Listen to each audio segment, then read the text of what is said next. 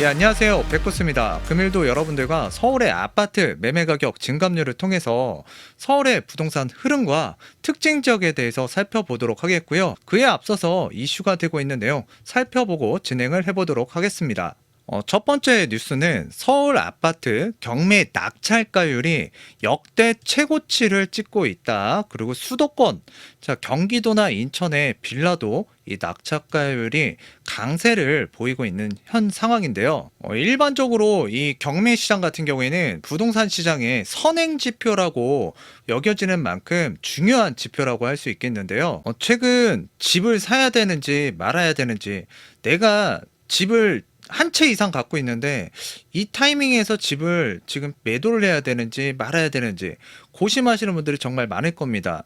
요즘 뉴스를 보게 되면 대출 규제, 그래서 이제 금리 인상과 그다음에 미국의 테이퍼링이라고 하죠. 그래서 자산 매입을 축소하겠다라는 내용이 이제 발표가 되고 본격화되고 있는 상황이어서 당분간 거래는 위축될 거라고 보여지고요. 자, 집값 하락 압력도 이제 커질 것이라는 전망이 쏟아지고 있는 상황인데요. 하지만 전세난이 계속되고 있는 상황이고요. 또 양도세 중과세로 인해서 매물이 많지 않은 상황인데 당장 집값이 하락세로 접어들기에는 어려울 것 같다라는 이야기를 제가 종종 드리기도 했습니다. 물론 돈줄이 줄어들고요. 그러니까 조여지면서 거래량이 줄고 상승세가 이제 둔화되는 등 그 주택 시장의 이제 변곡점이라는 게 오는 것으로 이제 보여지기도 하는데, 다만 그러니까 전세 가격이 지금 오르고 있고 대체할 수 있는 투자처를 찾기 어려운 시장 상황이기 때문에 주택 가격의 급락보다는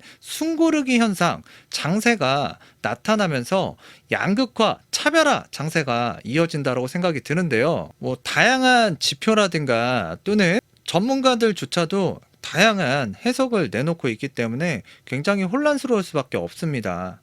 내년에 대선이라는 게 있고요. 또 지방선거가 있기 때문에 또 정치적인 변수가 크게 있는 2022년인데요. 자, 2022년 3월 대선이 있기 전까지는 시장에서 매도자, 매수자 이 눈치 싸움 관망하는 이 시장이 연출될 확률이 굉장히 높고요. 대신에 이 부동산의 가격적인 측면에서 본다 그러면 국지적으로 개별적으로 이 시장이 양극화로 갈 것 같아요. 그래서 잘 나가는 동네도 있을 거고 좀 덜 나가는 지역도 있을 거고요. 또 거래가 원활하게 또 진행되는 지역과 가격대의 부동산이 있을 것 같습니다. 그와 관련해서는 기존 영상에서도 계속 말씀을 드렸고 최근의 영상에서도 그 얘기한 바에 의한 기사들이 이제 쏟아지고 있는 내용들을 여러분들과 살펴보기도 했는데요. 지금 각각 상황에 처한 포지션에서 중심을 잘 잡아야 되는 시기라고 보여지는데, 내가 무주택자다. 근데 나는 지금의 집값 이해할 수 없다. 감당할 수 없다라고 하면 무주택자로 가시면 되는 거고, 그래도 내가 좀 집은 하나 있어야겠다. 자, 그런데 이제 내가 무주택자다. 그러신 분들 같은 경우에는 청약을 한번 노려보시는 것도 괜찮고, 될 수 있으면 뭐 11월 달이죠. 다음 달 진행하는 입주자 모집 공고를 통해서 여러분들께서 청약에 도전하시길 바라겠고요. 내년에 대출 규제가 좀 더 강화가 되기 때문에 말씀을 드리는 거고, 자, 1주택자 포지션이다. 그러면 지금 뭐 비과세 뭐 9억에서 12억까지 또 상향을 시켜준다라는 법안을 지금 여당에서 지금 이 손에 쥐고 있거든요. 이 카드를 과연 언제쯤 꺼내들 것인가? 내년 빠르면 만약에 진행을 한다라고 생각했을 때 대선 직전에 뭔가 카드를 꺼내놓지 않을까라고 또 생각이 드는 대목인데요. 그 시점까지는 꾹 참고 기다리는 것도 하나의 방법일 수 있고요.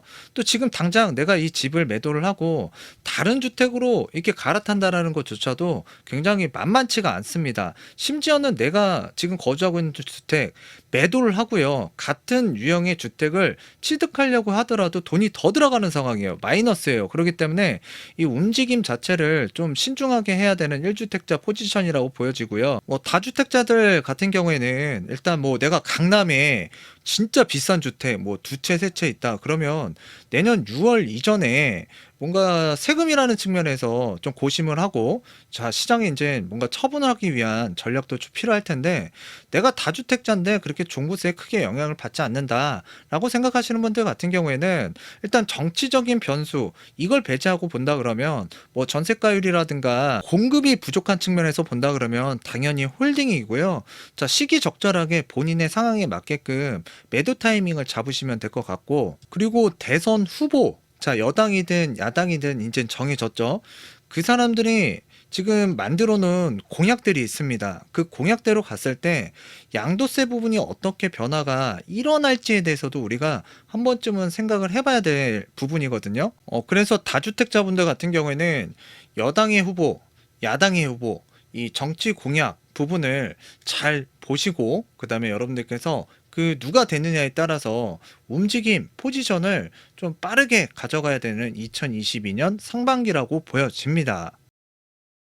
부동산의 선행지표, 자, 경매 시장을 보도록 하겠는데, 서울 아파트 경매 낙찰가율이 역대 최고치라는 거, 그 다음에 수도권이면 서울, 경기, 인천이죠. 그래서 빌라, 다세대, 연립, 자, 낙찰가율이 지금 지속적으로 강해지고 있다라는 이 지지 옥션, 이 경매 자료가 나왔는데요. 낙찰가율이 지속적으로 상승하고 있는 차트를 여러분들과 보고 있는데요. 8일 법원 경매 전문기업 지지 옥션이라고 한 번쯤 들어보셨나요? 자, 여기서 이제 10월 경매 동향 보고서 발표를 했는데, 서울 아파트 낙찰가율이 전월 115%에서 4.9% 상승한 119.9%를 기록하면서 역대 최고치를 이제 경신을 했는데요. 그냥 경신한 게 아니에요, 이게. 지지 옥션이 집계를 시작한 2001년 이후 가장 높은 수치라고 하는데요. 지금 20년 동안 수치 중에 가장 높았다. 의미하는 바가 크고요. 이 시장에 시사하는 바가 굉장히 크다라고 저는 받아들이고 있는데, 특히 아파트 경매 물건이 매매 실거래가보다 높은 가격에 이제 낙찰이 되면서 신고가를 경신하는 사례도 속출하고 있다. 자, 이주연 지지옥션 선임연구원, 자, 매매 시장에서 거래 가능한 매물이 부족하거나 여전히 호가가 높게 유지되고 있기 때문이로 해석이 된다라고 밝혔는데요. 지금 뭐 시장에 물건이 없는 게 아니에요. 자, 매도자 매수자가 이 적정한 선에서 타협이 돼야 이제 거래가 되고, 그게 이제 실거래가로 찍히게 되는데, 지금 제가 이상하리만큼 이 실거래가 대비 매매 호가, 그러니까 매도 호가가 너무 높게 잡혀 있다라고 제가 계속 말씀을 드린 적이 있어요.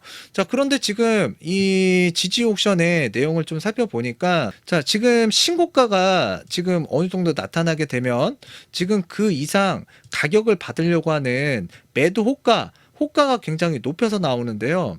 지금 요 적정선, 이 적정선에서 경매라는 시장을 통해서 이 실거래가보다는 신고가가 갱신이 되고, 호가보다는 조금 낮은 가격에서 지금 이 낙찰이 되고 있는 건데, 나름대로 지금 합리적인 의사결정하에 지금 뭔가 취득하는 사람들이 있다. 무엇을 통해서? 경매 시장을 통해서 취득을 하고 있다. 근데 이제 이 경매라는 게 여러분들 실수요자도 분명히 있지만 여기에는 투자자들이 있습니다. 또 전문적으로 투자하는 사람들이 경매를 많이 하죠. 우리가 뭐 이 서점에 가게 되면, 또는 방송이나 최근에 유튜브를 보게 되면 뭐 경매로 해서, 또는 뭐 부동산 투자를 해서, 자, 부동산 투자하면서 경매 한 번쯤은 공부해 보셨을 거고 투자해 보셨던 분들이 굉장히 많으실 거예요. 지금도 원활하게 왕성하게 활동하시는 분들이 많은데, 이 대부분의 사람들이 투자를 한다라는 거는 뭔가 분석을 하고 덤벼든다라는 얘기거든요. 자, 그런데 지금 서울의 아파트 이 고가 시장에서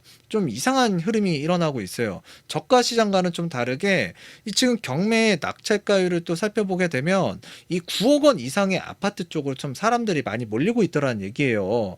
그래서 지금 점점 시장은 국지적으로, 개별적으로, 그리고 양극화 쪽으로 지금 벌어지고 있는 상황이 이 경매 시장에서도 나타나고 있는데, 경매 시장이라는 건 제가 뭐라 그랬죠? 바로 부동산 시장의 선행지표라고 말씀을 드렸습니다. 자, 물론 앞서서 말씀드렸지만 내년에 대선과 지방선거라는 이 정치적인 불확실성이 남아있지만, 그거는 그때 누가 되느냐에 따라서, 어느 당이 집권하느냐에 따라서 또 변수가 있고, 그에 맞춰서 우리가 또 대응을 해야겠지만 지금 현재의 상황에서 본다 그러면 자본력이 있고 투자를 좀 해봤다 분석을 하는 사람들 같은 경우에는 좀 고가주택 쪽으로 많이 몰리고 있는 상황이고, 그리고 합리적인 가격선인 신고가, 그러니까 이제 기존의 그 아파트 A 단지를 내가 신고가가 예를 들어서 뭐 10억이었다. 근데 지금 뭐 매도 호가가 13억인데 나름대로 이 사이 금액대 이 사이에서 지금 낙찰을 받고 있는 사례가 속출하고 있다라는 점, 자 이런 점들을 여러분들께서 캐치를 하셔야 됩니다. 자 그래서 이제 선행지표기 때문에 투자를 하는 사람들은 일단 상승 쪽으로 좀 바라보고 있다라고 판단되는 대목이고요. 보통 경매 선행지수 같은 경우에는 한 빠르면 뭐 3개월, 좀 늦으면 6개월 정도 뒤에 이 지금 흐름이 이 부동산 시장에 좀 영향력이 좀 나타나는 그 기간이거든요. 그래서 시장 상황에 따라서 좀 다르겠지만 타선 기간이라는 게 한 3개월에서 6개월 정도 시차가 난다라는 점을 좀 기억해 주시면 좋겠고요. 하여튼 서울에서는 아파트가 지금 잘 나가고 있는 경매 시장이고요. 자, 경기도하고 인천 같은 경우에도 이제 아파트 매매가도 상승하고 전세가도 상승하다 보니까 지금 경기도 인천 같은 경우에는 아파트보다는 좀 진입 장벽이 좀 낮은 빌라라든가 또는 연립 다세대 쪽에 낙찰가율이 지금 강세를 보이고 있다. 자, 그런데 서울도 마찬가지고요. 경기도 인천 특히 지금 재개발과 관련된 이슈가 굉장히 많아졌잖아요. 뭐 정부에서도 뭐 공공재개발 뭐 계속 이 빌라 단지들을 언급을 하고 있고요. 또한 오세훈 서울시에서도 이제 개발을 하고 있는 시점이죠. 이제 재개발 지역을 이제 발굴도 하고 지역 선정도 하고 또 완화 정책도 지금 펼치고 있는 서울시. 그래서 사람들이 지금 이 빌라 쪽에 실수요자도 투자자도 많이 몰리고 있는 상황이 연출되다 보니까 이 경매 시장에도 당연히 이 빌라에 대한 관심도가 이 투자자들에게 좀 많이 높아진 상황이라고 보시면 될 것 같아요. 그런데 여기에서 하나 제가 말씀드리고 싶은 거는 빌라라는 게 여러분들 뭐 내가 취득했다고 해서 이게 모든 게 다 재개발이 될 수 있는 것도 아니고 재건축이 진행되는 게 아닙니다. 자, 빌라 잘못 사시면은 여러분들 그거 대물림할 수도 있어요. 아니면 정말 내가 매입했던 가격에서 한참 이하의 가격으로 좀 떨어뜨려서 또 매도해야 되는 상황, 그래서 손실이 발생될 수도 있기 때문에 자 무조건 재개발이 된다고 생각하고 빌라를 덥석덥석 매입하는 것도 큰 화를 불러일으킬 수 있다라는 걸 여러분들께서 명심하셨으면 좋겠고요. 자, 서울은 아파트가 잘 나가고 있고 경기 인천은 빌라가 낙찰가율이 좀 상승세를 보이고 있는데, 자 지방 5대 광역시 아파트 낙찰가율은 전월 대비 모두 하락했다. 가장 큰 하락을 한 지역은 부산으로, 자 그리고 이제 광주도 대전도 지금 하락하는 모습들. 자, 그리고 이제 강원도 같은 경우에는 오히려 아파트 낙찰가율이 지금 전달 대비 자, 지금 높은 상승세를 보이고 있고 또 충북도, 경북도 각각 상승하는 모습을 보이고 있다. 그리고 전라북도 같은 경우에도 지금 좀 큰 폭으로 낙찰가율이 하락했고요. 충청남도도 지금 하락한 모습들이 나타나고 있다. 일단 투자자들의 입장에서 보게 되면 서울 수도권, 그러니까 경기 인천까지 해서 좋게 보고 있는 거고, 지방 5대 광역시 별로 안 좋게 보고 있는 것 같고요. 그 다음에 이제 강원도와 충청북도, 경북 지역을 좀 유망하게 보고 있는 것 같습니다. 자, 그리고 전라북도, 충청남도 좀 안 좋게 보고 있는 것 같고요. 지금 지지 옥션에서 움직이고 있는 데이터 내용대로 여러분들한테 말씀을 드린 거니까, 자, 그리고 이 경매라는 거는 어느 정도 투자자들, 그 다음에 분석해서 움직이는 사람들이 참여하는 시장이기 때문에 부동산을 좀 관심 있게 보신다 그러면 경매를 하든 안 하든 요 상황들을 흐름을 관찰하는 것도 자 여러분들이 시장의 흐름을 이해하는 데 있어서 큰 도움이 될 수 있습니다. 자, 여기까지 이제 말씀드리고요. 이번 주 서울 아파트 매매 가격 증감률 서울 평균적으로 보게 되면 전주 대비 0.03포인트 매매 가격 증감률이 소폭 줄어들었고요.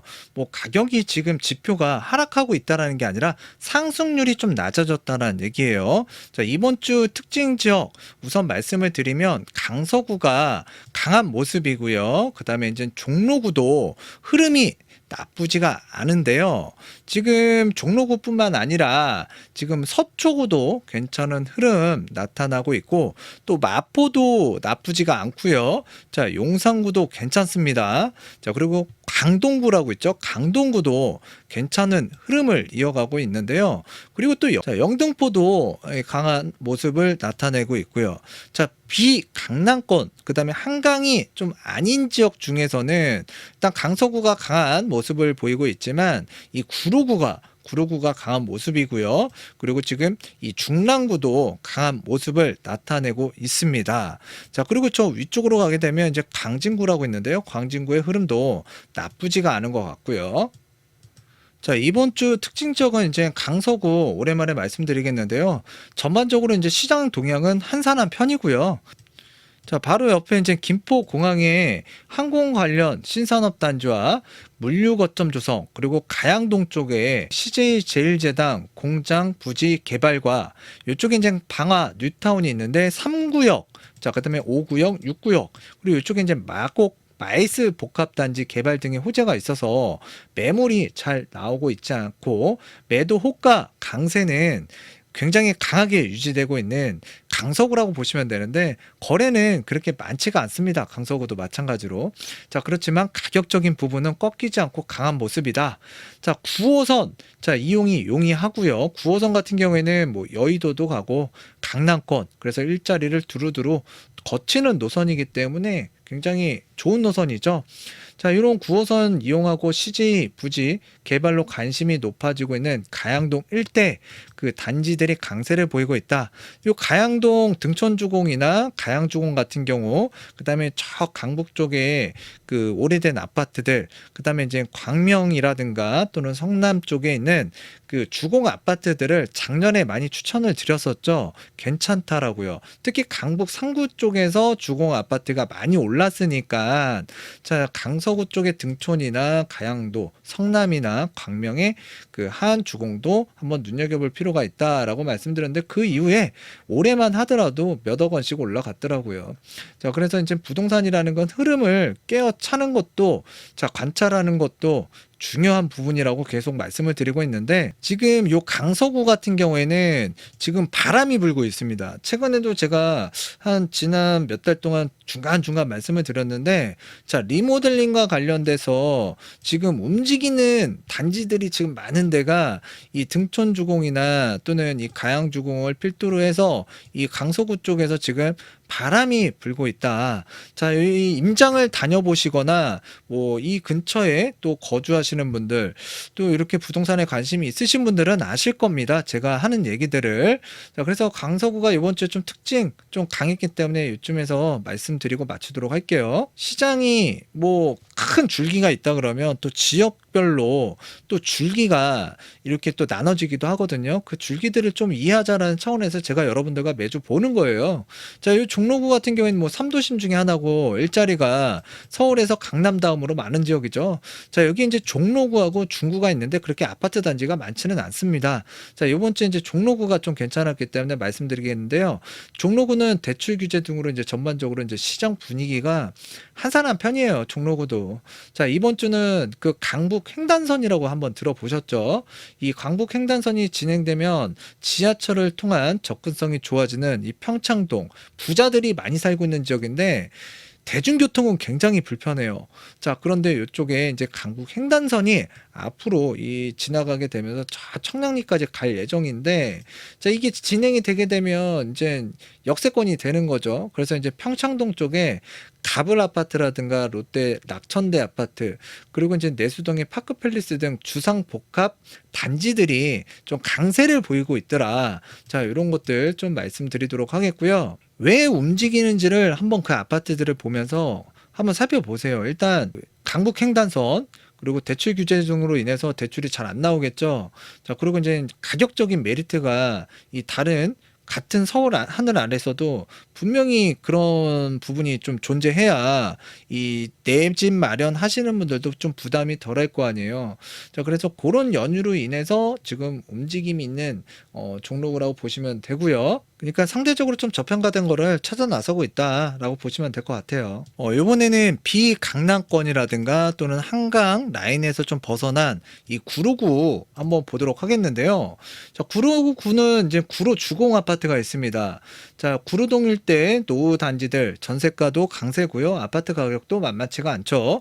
자, 인근에는 뭐 가산 디지털 단지, 구로 디지털 단지, 또 이제 여의도하고 인접해 있고요. 또 지하철 1호선을 타게 되면 서울 도심권으로 또 접근성이 뭐 나쁘지가 않습니다. 자, 이렇게 업무지구와 가까워서 수요층이 두터운 지역으로, 자, 이쪽에 이제 역세권들 있죠. 역세권들을 중심으로 해서 매매가도 전세가도 강세를 보이고 있는 구로구라고 보시면 될 것 같습니다. 자, 그런데 전세가가 이 매매가 못지않게 상승을 해서 지금은 이 전세 거래조차도 빠르게 이루어지지 않고 있는 상황이다라고 여러분들께서 알고 계시면 될 것 같고요. 자, 여기 광진구 뒤쪽에 이제 중랑구라고 있는데요. 광진구도 흐름이 나쁘지 않고요. 중랑구도 흐름이 나쁘지 않았던 이번 주였는데, 자, 중랑구에 그 양원지구라고 있습니다. 주변에 그 신규 입주 단지 영향으로 이제 매매, 그다음에 전세 모두 거래가 부진한 상황이고요. 자, 임대차법 영향으로 집주인들 계약이 조금 늦어지더라도 자, 호가를 내리지 않고 자, 지금 전세를 내놓고 있는 실정이다. 자, 그래서 거래는 좀 한산한 편인데요. 일단 전세가도 매매가도 지속적으로 상승하는 현상이 나타나고 있는 중랑구라고 보시면 될 것 같습니다. 지금 거래는 전반적으로 잘 안 되고 있는데, 자, 신고가는 계속 나타나고 있는 실정이고요. 자, 경매는 선행지수라고 볼 수 있는데 뭐 여러 가지 변수는 있습니다. 자, 그런데 지금 최근의 상황을 보게 되면 지금 일단 이 핵심 지역에서 지금 좀 고가 아파트들이 신고가를 넘어서서 낙찰이 되고 있는 현상이 나타나고 있다라는 걸 여러분들과 기사를 통해서 좀 살펴봤고요. 요즘 이 부동산 하락론 외치시는 분들 아주 신났죠. 자, 그런데 여러분들 지난 몇 년 동안 많은 정보를 제공하는 데 있어서 좀 틀리신 분들이거든요. 자, 그렇기 때문에 여러분들이 좀 판별해서 알아서 좀 귀담아 들으실 필요가 있겠고요. 물론 제가 항상 말씀드리다시피 정보라는 거는 어느 한쪽으로 치우쳐서도 안 되고 편식을 해서는 안 됩니다. 자, 그런데 지금 하락 요소들이 나타나다 보니까 정말 강도 높게 이 시장을 비난을 하고 있고 비판을 하고 있는데요. 자, 그럴 때 여러분들 또 이 마음이라는 게 위축이 될 수 있거든요. 그런데 지금 가격이 많이 올랐죠. 자, 그래서 내년에는 가격은 저는 상승한다라고 보긴 하는데, 물론 대선이라는 변수가 있습니다만 그걸 배제하고 말씀을 드리는 거예요. 자, 그런데 거래량은 가격이 상승하면서 더욱더 올해보다는 내년이 줄어드는 2022년이 될 거라고 보여집니다. 자, 그렇기 때문에 거래량만을 갖고 자, 여러분들께서 판단하기보다는 시장에서 큰 맥을 짚고요. 거기서 뻗어나가는 가지들을 잘 살펴보고 흐름을 이해하는 게 중요하다는 말씀 드리면서 오늘은 마치도록 하겠습니다. 감사합니다.